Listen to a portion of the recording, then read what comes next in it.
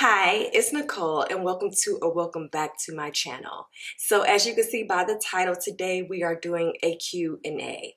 I asked on some other sites for you guys to submit some questions as it pertains to anything that you wanted to know or anything that you were curious about, and I am going to answer those questions. So let's get right into it. How old are you?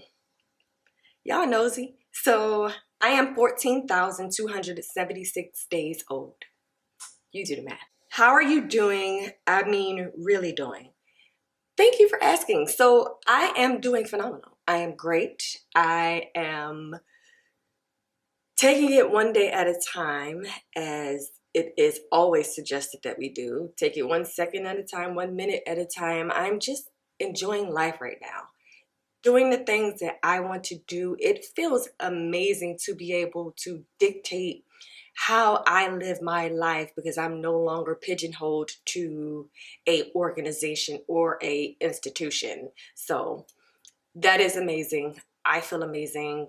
That was a big burden that was on my shoulders. Now that that has been lifted, I can really tap into working on myself and building the brand, the legacy that I want to build for Nicole. What would you do if you ever ran into one of your former bosses? So actually that has already happened, and I went to an event. I was supposed to go with someone, and since that person wasn't able to attend, I basically, what I'm trying to say is, I know how to be petty when I need to be petty. And so I wore sunglasses so I didn't have to necessarily look anybody in the eye. I kind of already knew that there was a possibility this person was going to be there. And I felt that it was necessary for me to wear glasses so that if I did cross paths with her, there was no initial eye contact for her to even think to speak to me. Now, I'm not really sure if that's petty or just me setting up a parameter. I don't like you, you don't like me, we know we don't like each other. So there's no need for us to fake because we're in this environment. I know there's a possibility that you're going to be there. And I'm not the type of person who is rude. However, at the same time, there's no reason for us to talk to each other. And the couple of times she did put herself in my path, which I think was intentional, I turned around and gave her my back. Call me petty, but she did.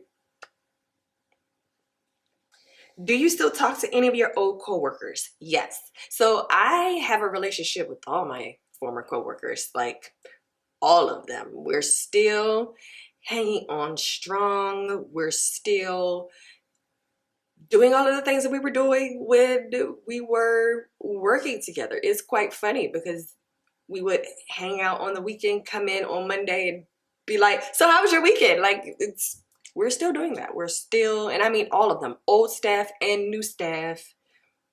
I'm still connected to everyone except for one person who I was never connected with.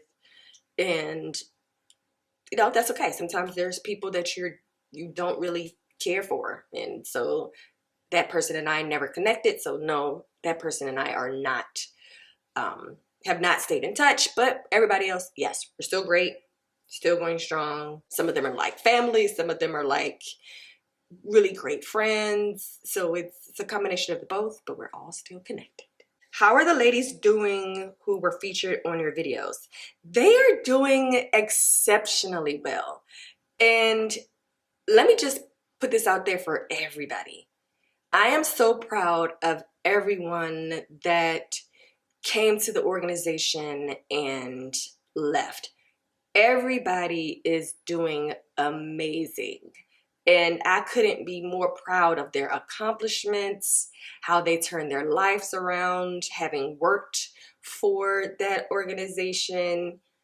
I'm just proud to be a part of the ride, to still be connected with them and to see them all flourishing, having been in such a dark space. Like when you've seen somebody at their worst mentally, and to see the juxtaposition of that, where everybody's happy, everybody's flourishing, everybody is making that bag, everybody is doing the things that they had set out to do, that they thought that they were going to be able to do within the Black organization. They're doing great. Everybody else that you guys have not met are all doing great. Would you consider going back to work for the organization you have been talking about if things improve? Absolutely not. It's giving no with a hard N. No. Just I don't spin the block on anything. It's no need for me to go back there. I did actually have a similar conversation with a former coworker. We were at an event and she brought it up like, hey, I really wish that they weren't this way, because I would have still been there. It would have been great to still be there. Not to say that she would even want to go back, but I think it's just one of those situations where you had so much faith and you had an understanding of what the organization could be if they really were what they say they were. And as artists, as advocates, as arts educators, as arts administrators, as all of those things, you would hope that you had found your home and that it was going to be a better experience than what it was. And so I think that there's some of us that are like, we wish it had been what we thought it was going to be, lived up to our expectations, because that could have been a job that a lot of people could have stayed for a very long time. You said things started to get dangerous. What did you mean? So let me see how I can phrase this. So you know how when someone gets away with the crime, and because they get away with it, they get emboldened, they get empowered.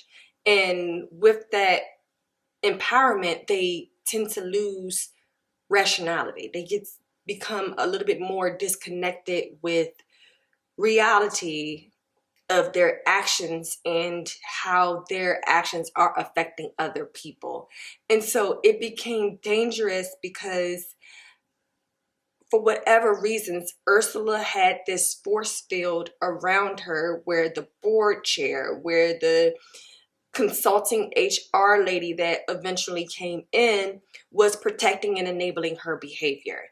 And I'm going to be very honest with you. I think Ursula is a narcissistic psychopath. And with that, doing the things that she was doing, and the organization doing like this fake investigation, which I really think the investigation was to try to eliminate us or steal the opportunity away from the staff to think about going legal. They wanted to kind of get ahead of that, even though they made more problems for themselves. And so with doing that, she already knew that it was fake, like it wasn't real. So she's behaving in a way, because if it was real, protocol would have been to remove her while she was under investigation. How are you under investigation working with the people that have complaints against you? Even though we didn't press play, we didn't ask for sis to be investigated, we asked her to knock off the behavior. But long-winded explanation, she was doing more and more erratic and uncomfortable situations. She just going to the point of no return because she was on this momentum of non-stop leave people alone. And that's dangerous. I think she was so far removed from understanding the magnitude of what she was doing and how it was totally impacting people mentally, that it was dangerous.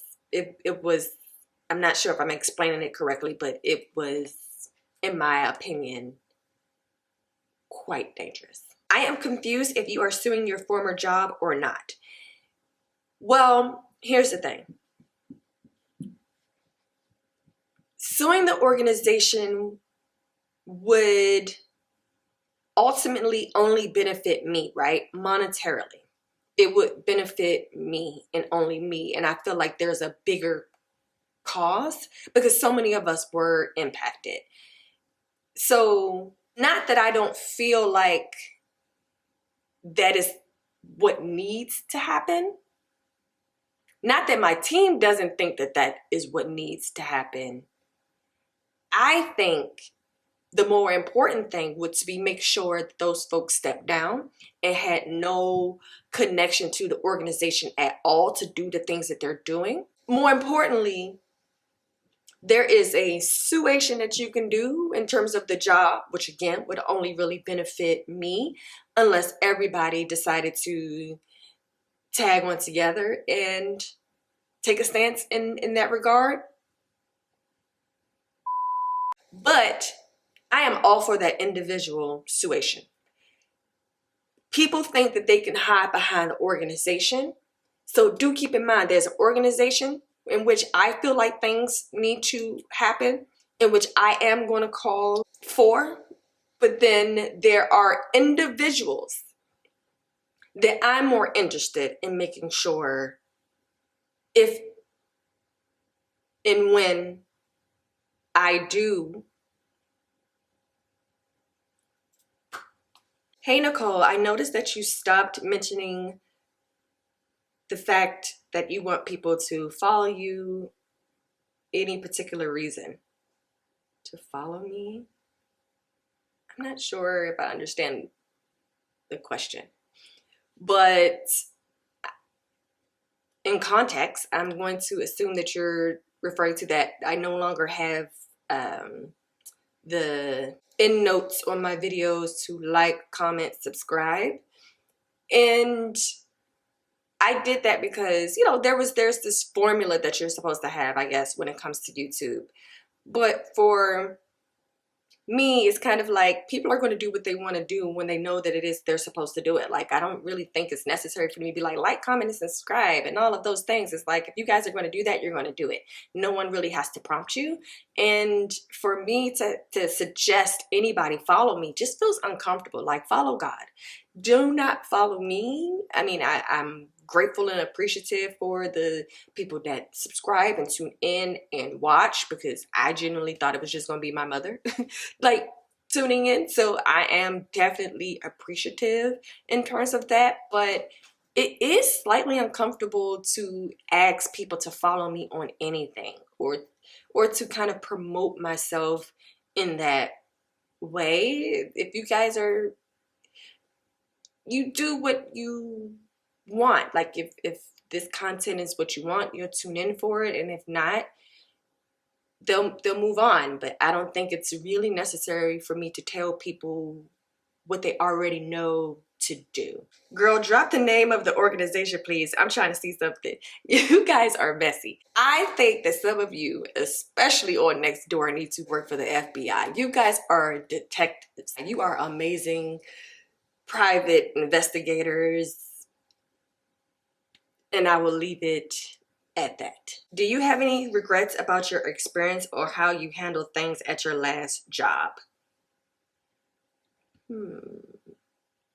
I wouldn't say that I have any regrets. However, I would have made alternative decisions. I was out with one of the former coworkers. They had an event that I went to, and the event, I was just so excited and happy for them. And then they reminded me, like, yeah, you had a hand in this. Then it brought back to my remembrance, like, girl, you helped everybody escape. Like, everybody but that one coworker I told you guys I was not, like, aligned with. Everybody else, old and new, everybody else, I helped them escape the organization. Now, you read between the lines what that means, but I did. However, I'm still there. How much sense does that make? You helped like 6 people leave the organization, yet you're still there? Make that make sense. And even when the PIP happened, I should have left, right? But then I was like, okay, you know what? I'll stay on as a contractor. And then my assistant left. And then I allowed them to talk me into what was supposed to be a 5-month contract to be extended for 1.5 years. I should have cut the cord then. So if anything, that would be what I feel like I should have or what I would have changed would have been sticking to my guns and leaving, especially when I made sure to help everybody else go. What is the status of your workplace bullying initiative? I did an update a couple of videos ago and things are happening. I am progressing. I needed to make some shifts because there are some key players. It's a little bit more corrupt than you would think, right? Because you're thinking like there's an organization that has an executive director and they have a board. Okay, but they're in bed with the city. They're in bed with the mayor. They're in bed with the county. They're in bed with all of these people who have a certain type of connection. And sometimes you think you're, I don't want to say taking down, but you're bringing light to one entity and it exposes a larger picture. And so, again, I am one person. And it's a matter of making sure that I protect myself and my safety. I'm making progress. I just had to shift and pivot how I am building out this initiative. Yeah. What do you do? I am working for myself. I have my own company in which I manage artists. I do event planning. I do arts education. So basically I married all of the things that I love, enjoy, and experienced in together to help other people build their legacy within that. Are you scared that speaking up about workplace bullying is going to affect you in the long run? No, not at all. I mean, I've said it over and over and over and over again.